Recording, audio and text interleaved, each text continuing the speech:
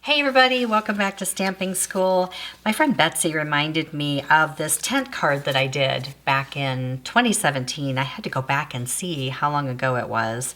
This one actually folds down to 4¼ but a tent card is just basically this little thing added at the bottom of a card so they stand up nicely.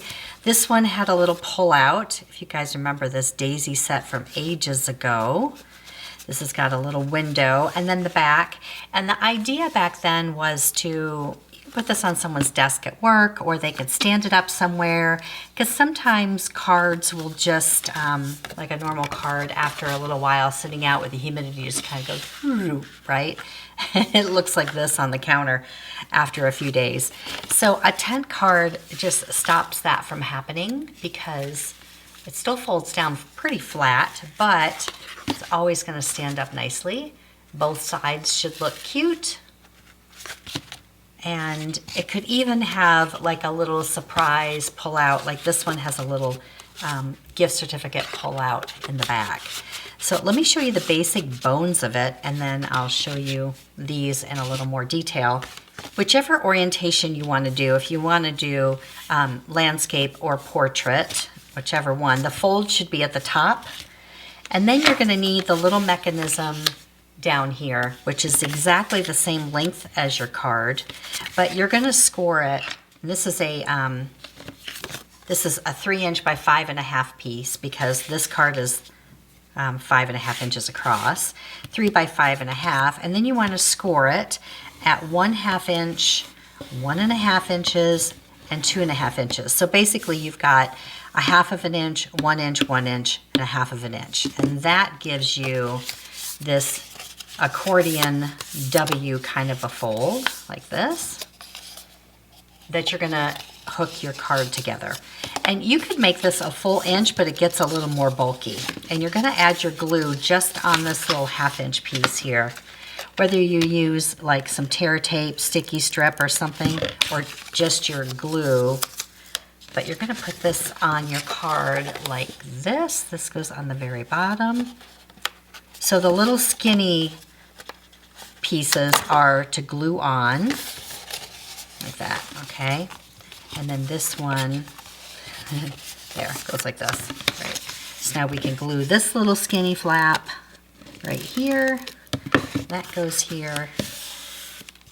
And then you've got this Star Trek looking fold here. So this works out really great at the holidays when people want to display the cards for a whole season. They get them in the mail and they still fold flat. They get them in the mail and they stand up nice the whole season.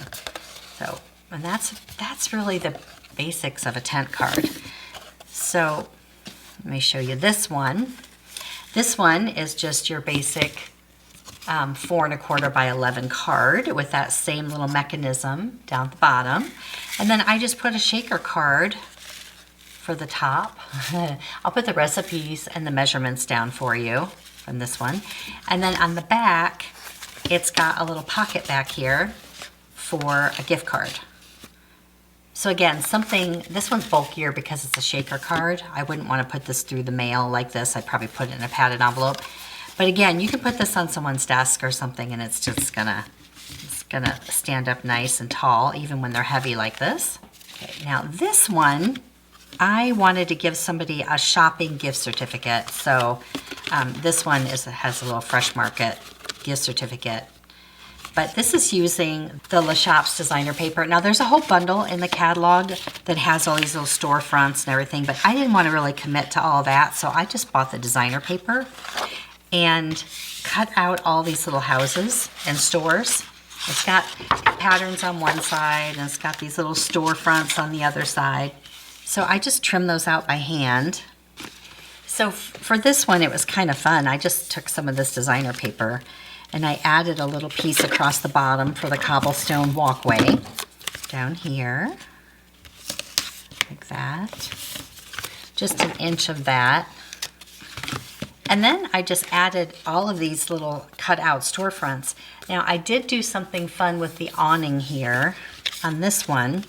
So I popped this one up a little bit by I just added some of this foam tape here that we have, these sticky sheets. So I did that first. With paper, you might want to put a little bit more on the back of it. But then this little awning on the ends of some of the papers, like for instance, this one right here, he's cut off up at the top where the design ends on a 12 by 12 paper. So I just cut out another one, and then I added some dimensionals to pop it up a little, just to give it a little bit more dimension. So it's kind of fun to play around with these. You could pop out some of the plants, some of the little windows, and I just popped that awning up. And I went through, just added a little score line here and here, just like that, just to kind of give it just a touch more dimension, to make a little awning, and then put dimensionals behind it, and then popped it up on top of it just to make it look a little bit more dimensional, and then added my other buildings. I cut out a little flower pot, and then I added this wishing you the happiest of birthdays on this side. And then on the back side for the pull-out, I'll show you how I did that. So this was the little building that I used. We'll add another little cobblestone walkway. I love pattern designer paper because it just takes so much of the work out of it. Gives you a little something extra to go on there. All right, now this building, so on the back, I'm gonna add these dimensional strips like this around, so I have room for a little pocket. And I love these. They're about 9 inches long. You just trim as you go. And if you don't have these, you can use your foam tape and trim it down. You just wanna make sure there's enough room to put your pocket slider in there. And this one I can even round the corner here, come across this way. Then what you want to do is kind of measure the inside and see what size pullout that you want. So for this particular store, this is like 2 3/4 by 4, but just enough so it slides in there. This one could even be 3 inches for this particular one, and just stick it down on there. It gives you a nice little place to put a gift certificate and just tuck that in there. Right there.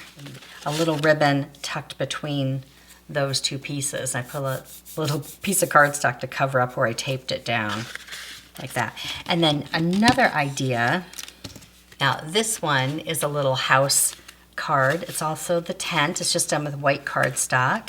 And I'm using that warm welcome bundle. And I made a little pull-out tag. My door is always open for you. Just hello.